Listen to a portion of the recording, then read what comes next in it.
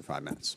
Thank you, Mr. Chairman. Thank you, gentlemen. We have limited time, so I'm going to ask for a yes or no question, probably unless otherwise indicated. Secretary Austin, last week General Walters told this committee that in the months leading up to February 24th, he considered himself part of an interagency effort designed to deter and dissuade Vladimir Putin from invading Ukraine. Did you share General Walters' goal, yes or no? Well, I hope General Walters shared my goal since I'm the Secretary of Defense. And my objectives were to, number one, defend this nation.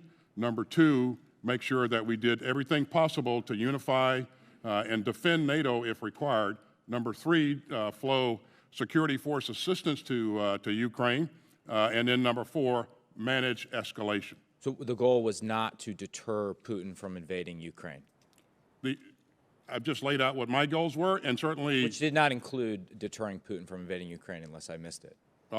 It was an objective of the government to deter Putin, but as General Milley described, it's very difficult to do unless you put forces on the ground, and that's a decision that we made early in the effort here, that we're not going to put forces in Ukraine to fight Russia. It was an objective of the government. You have just reminded us that you are an important person in that government apparatus, the Secretary of Defense. Was it the goal of your policy, or the government's policy for which you work, the President of the United States, to deter Putin from invading Ukraine? It was a goal to deter him from invading Ukraine, and if he did invade, it was a goal, and still is a goal, to impose significant costs on Putin. And you're seeing that play out in ways that Putin never imagined.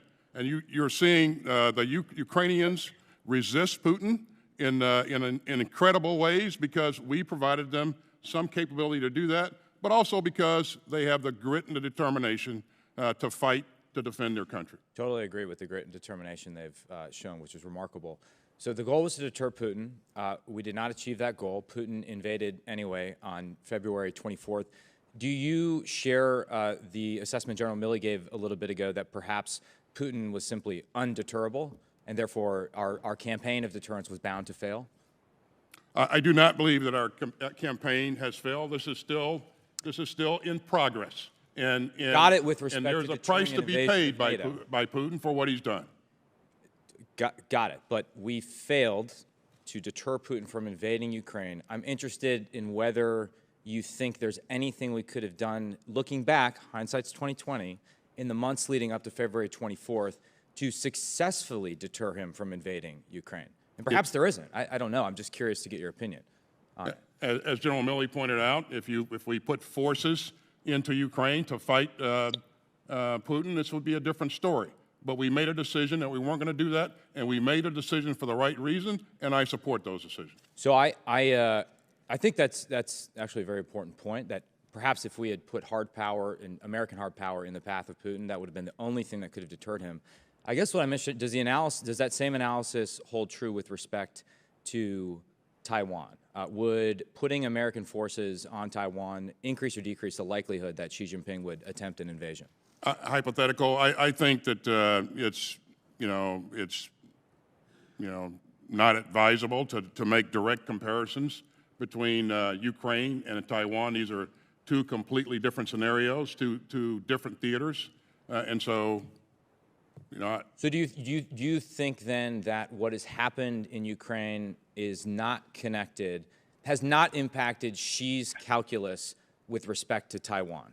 No, I'm certain that, I don't want to speculate on what's in Mr. Xi's head, but certainly I think as the world looks at this, they've been impressed by the commitment, the resolve of many countries in the world to resist that kind of behavior.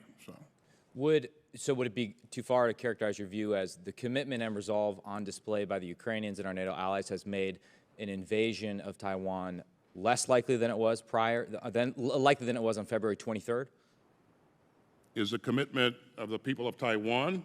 No. The commitment that you just referenced with respect to NATO and Ukraine had any impact on Xi's calculus in Taiwan and made an invasion more or less likely? Well, again, I don't want to speculate on whether or not an invasion is likely or less likely. But again, I would say that We just need to be careful about making direct comparisons between what's going on in Ukraine and what could happen in Taiwan. Thank you. Gentleman's time has expired. We are going to take a 15-minute break. We're going to be back at, well, I guess that would make it 11:47. Mr. Khan.